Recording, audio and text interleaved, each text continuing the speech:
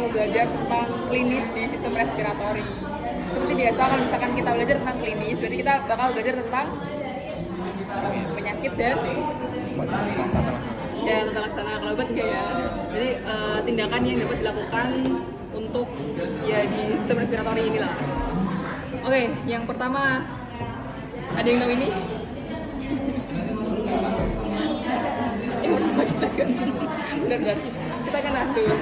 Nasus itu apa? Hidung. Kalau rongga hidung berarti? Masih belum mas. Iya rongga hidung loh. Rongga hidung namanya? Kafum-nasi betul.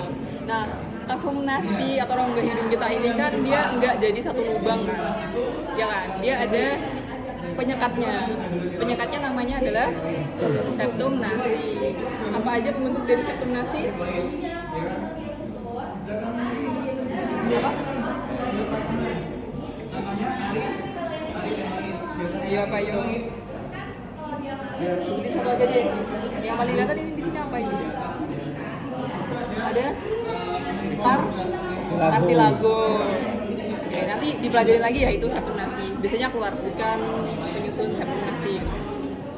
Nah, terus kita belajar ini. Yang pertama adalah deviasi septum nasi, seperti namanya deviasi septum nasi. Berarti septum nasinya mengalami deviasi atau penyimpangan.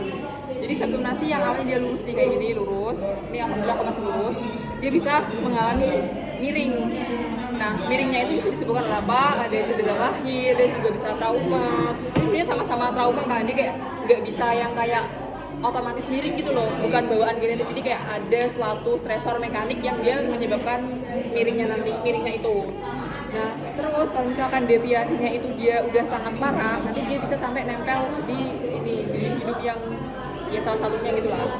Nanti bisa menyebabkan jalur nafas itu benar-benar tertutup, benar-benar terhambat. Jadi kita cuma nafas pakai satu lubang doang. Nah, makanya dia kan bisa mengganggu proses pernapasan. Sedangkan pernapasan itu kan sangat penting kan buat kita tetap bisa hidup gitu. Coba kalian nggak bernafas 10 menit kan pasti ya udah wassalam. Nah, makanya kita harus sebaiknya kita perbaikilah, kita kembalikan seperti semula, yaitu dengan cara bedahan. Jadi nanti dibedah, dioperasi, dikembalikan seperti semula, terus ya udah. Terus yang kedua adalah sinusitis. Sinusitis ini apa? Coba kamu deh, sinusitis itu apa? Dengan pada sinus. Oke, ya benar. Terus sinus paranasalis itu dia ada berapa? 4. Apa aja coba kamu satu? Sinus sphenoidalis. Di mana itu? Sphenoidalis berarti yang agak dalam ya. Terus apa lagi? Apa? Di mana itu? Ini ya, di area sini. Terus kamu di mana? Oh iya. Terus satu lagi apa ya? Kamu deh. Ini apa? Pas apa? Ya, berarti sinus. Jadi sinusitis ini adalah peradangan pada sinus paranasal. Kenapa kok dia bisa meradang? Bisa terjadi peradangan. Sebenarnya itu dia infeksinya itu awalnya adalah dari kafum-nasi. Karena kafum-nasi ini kan yang langsung berhubungan dengan udara luar kan, yang dia tuh kayak kena bakteri, kena virus dan lain sebagainya, yang dia tuh bisa terjadi peradangan. Terus nanti peradangannya ini dia tuh bisa menyebar ke sinus paranasalis. Dan yang paling sering itu terjadi sinusitis itu yang sinus apa? Di antara 4 itu. Maksila, benar. Kenapa maksila? Iya, kenapa emang kalau dia di bawah?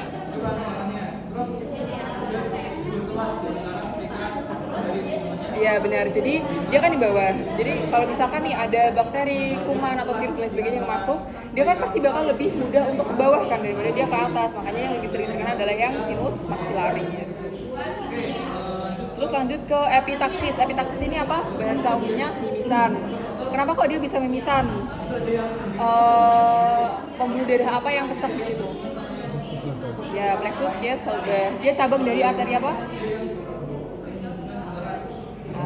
Ayo apa yo? Enggak, di situ ada loh.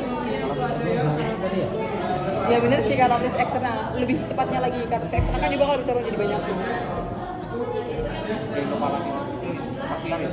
Ya, nah, jadi dia adalah pecahnya dari, bukan pecah sih, rupturnya dari si plexus kysloba. Nah, ini diingat-ingat ya, soalnya ini sering keluar di responsi. Terus dia itu penyebabnya adalah bisa karena infeksi dan juga hipertensi.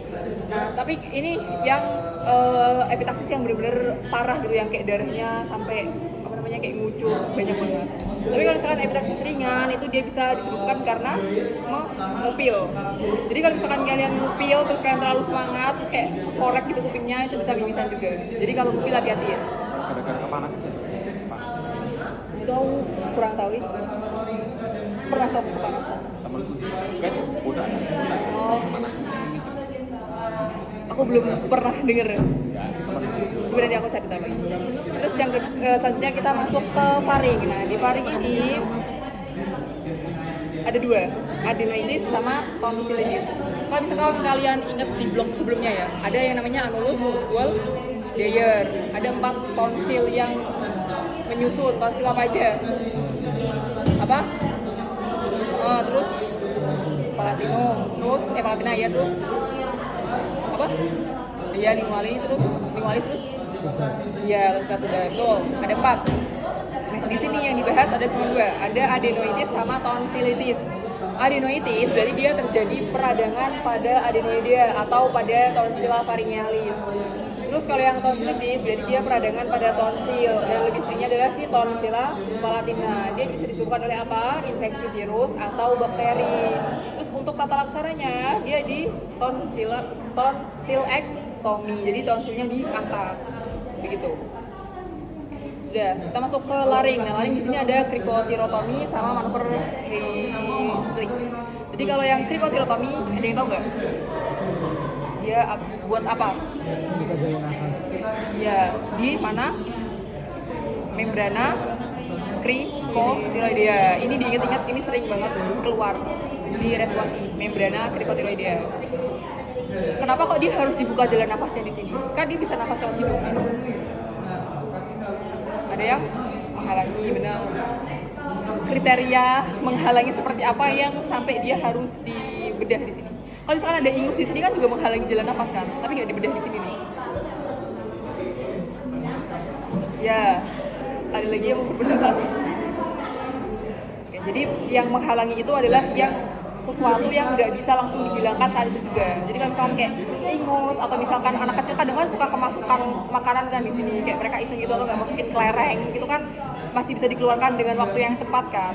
Nah, jadi nggak perlu tindakan krikotirotomi. Tapi kalau misalkan orang habis kecelakaan terus bagian hidungnya ini patah tulang, itu kan udah tutup dan kita nggak bisa langsung ngebuka hidung itu lagi gitu loh. Kita perlu mengobservasi dan lain sebagainya. Makanya kita akan buka di saluran nafas di bagian membrana krikotiroidea. Terus selanjutnya ada manuver Heimlich, ini untuk penanganan kalau tersedak, betul. Cara ngelakuinnya gimana? Gimana yo? Jadi ini posisi tangannya begini, gini. Ini orangnya ya, kita peluk gini. Terus nanti letaknya ini adalah di bawah arcus costae. Soalnya kalau nanti di costae bisa menyebabkan patah kan. Jadi di bawahnya. Terus nanti cara ngedorongnya adalah ditarik dulu baru diangkat. Jadi kayak kita nyerap gini gitu loh. Oke, terus kita lanjut ke trakea. Nah, trakea ini ada trakeostomi. Dia mirip sama ini, cuman beda di tempatnya. Jadi sama-sama untuk membuka jalur nafas, tapi dia di trakea. Kenapa kok dia di trakea? Kenapa nggak di sini aja? Ya karena obstruksinya terjadi di sini, jadi dia nggak bisa buka di sini. Soalnya dia udah obstruksi, jadi nggak bisa dibuka. Ya dia bukanya lebih bawah lagi. Terus kita masuk ke bronkus. Nah, di bronkus ini ada yang namanya bronkoskopi. Ini buat apa dilakukan bronkoskopi kira-kira? Ya, yang gimana pemeriksaannya? Masukkan alat Ya, jadi dia dimasukkan alat yang namanya bronkoskop. Bronkoskop itu dia ada kameranya. Jadi dia untuk melihat di saluran nafas ini apakah ada kayak itu dia lihatnya di mukosanya ya. Di ya pokoknya di paling dalamnya lah. Dia lihat apakah dia ada luka, apakah dia ada inflamasi, atau apakah dia di saluran nafas ini ada benda asing. Nanti dia bisa dilihat pakai bronkoskopi ini. Terus lanjut ke asma. Jadi asma ini adalah reaksi hipersensitivitas yang manifestasinya adalah bronkokonstriksi. Jadi ini kalau misalkan dia lagi normal aja nih, dia bakal kayak gini, segede ini kan. So ya kita asumsikan dia segede ini. Terus ketika ada pemicu yang nanti dia bisa mengaktifkan hipersensitivitas, dia bakal menyebabkan inflamasi dan lain sebagainya yang nanti akan menyebabkan si ininya tuh menyempit. Nah, yang awalnya dia jalurnya segini kan bisa dilalui angin dengan lancar lah, terus dia menyempit kan, maka anginnya itu kan bakal susah lewat. Makanya kalau orang asma itu biasanya sesak nafas. Terus pneumo dan pleura. Yang pertama adalah respiratory distress syndrome. Ini tuh biasanya terjadi pada bayi-bayi yang prematur, soalnya dia paru-parunya tuh belum matang dengan sempurna. Makanya biasanya kalau bayi prematur itu dia disuntik obat sama dokter. Untuk obatnya aku lupa obatnya apa, pokoknya dia untuk maturasi si paru-paru ini. Kenapa kok dia harus dimaturasi? Karena soalnya kalau misalkan dia nggak matur, itu tuh paru-parunya nggak bisa kembang. Kalau dia nggak bisa kembang, berarti kan udara tuh nggak bisa masuk kan, jadi dia nggak bisa nafas. Dan lama-lama dia bakal bayinya biru, terus mati, meninggal. Nah biasanya kalau misalkan bayi lahir, pertanda dia tuh paru-parunya sudah bekerja dengan baik adalah dengan bayinya nangis, betul. Terus ini ada efusi pleura. Efusi pleura berarti apa? Di kafum pleura. Terus piotoraks seperti namanya, pio berarti penumpukan nanah atau pus. Hemotoraks berarti penumpukan darah. Silotoraks berarti penumpukan ayo getah bening.